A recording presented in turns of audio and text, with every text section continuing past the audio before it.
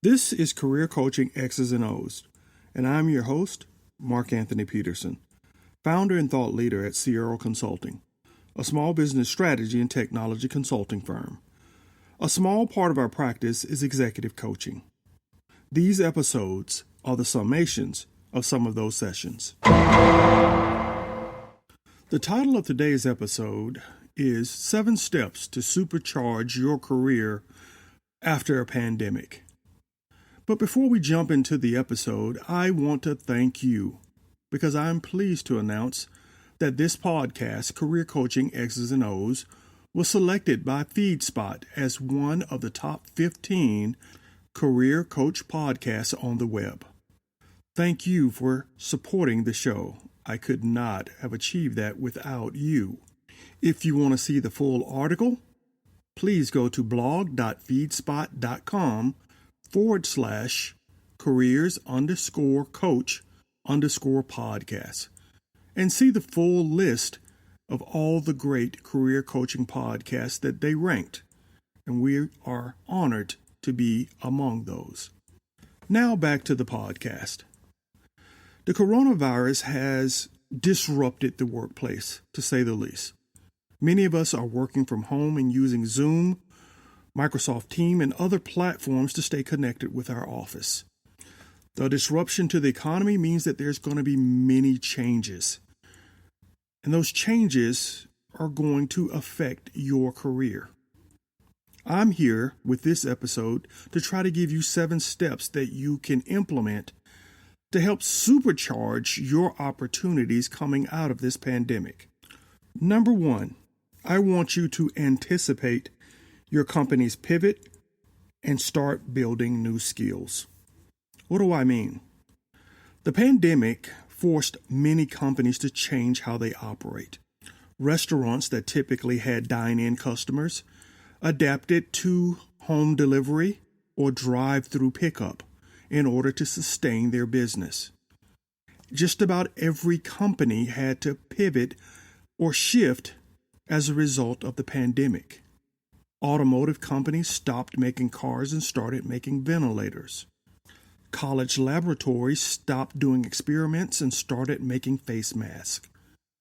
So, coming out of the pandemic, you can expect that many of your company's leaders, including you, are going to sit down and think about how this pandemic is forcing your company to pivot to address new and emerging customer needs. And I want you to be ahead of the curve. Sit down and think through all of the ways that you believe your business is about to change.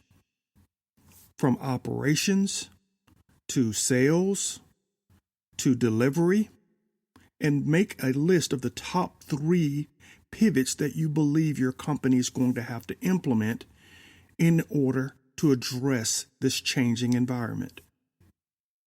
Next to that list, lay out the top 3 skills for each of the 3 ways that are needed to execute that pivot. That becomes your roadmap, your new training curriculum that you need to implement in order to build the skill sets for the future. That puts you ahead of the curve.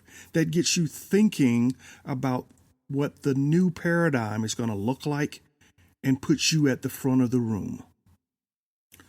What's the second thing you need to do? You need to anticipate cost cutting and develop a plan for your team, your group, and possibly for the entire company. The pandemic has pushed down demand, or it has shifted demand to other areas. And if you are working for a company that's impacted, your leaders are going to want to try to right-size the ship first by cutting cost. And you need to have a plan. If you don't have a plan for your team or your group, one will be imposed on you. So you want to get ahead of the curve and come up with many good ideas that you can implement to cut cost. When I was a division president for a Fortune 500 company, I was faced with just the same task. So my first step was to build out a tornado chart. A tornado chart is just a list of your expenses from highest to lowest by category. And I use that as my roadmap to come up with tactics for reducing those expenses. Now, the first two items on the tornado chart were labor, which I didn't want to touch right off the bat. So I looked 2 to 3 rows down on the chart to find other expenses that I could possibly shift, change, or modify. One was my shipping cost. And by consolidating with one vendor, I was able to push down that cost. My software expense was pretty high.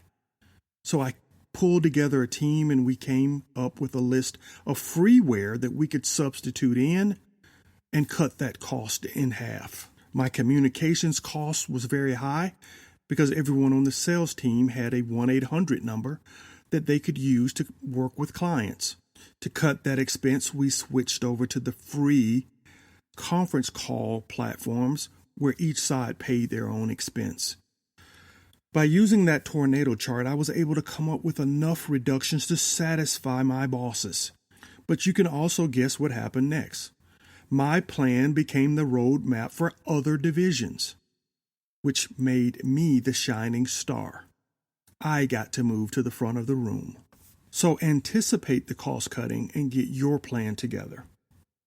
Number 3, anticipate payroll cuts and be prepared to negotiate for performance incentives and equity. What do I mean by that? If you're at the senior level, you may be among the first group to ask to take the pay cut. Don't just roll over. Negotiate. Negotiate a reduction for an increase in equity. Or put more of your salary in play based on performance incentives. That is, if I deliver more revenue back to the company to replace lost revenue, I want a bonus. No senior manager is going to turn down the opportunity to start winning again. And if you have a plan for delivering new revenue, they're going to give you an opportunity to benefit from that.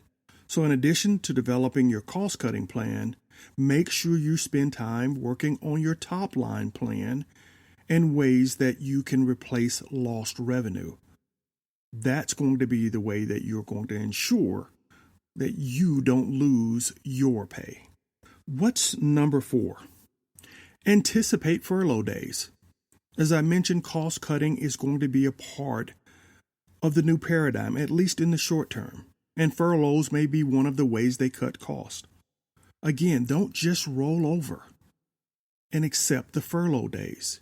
Negotiate with your bosses to try to get paid continuing education that you can use on those furlough days. So if you have 2 weeks, 4 weeks, 6 weeks of furloughs in front of you, get your bosses to pay for your continuing education. A small drop in the bucket to improve your skill sets, especially if you can make the case that that's going to make you more productive and produce more revenue down the road.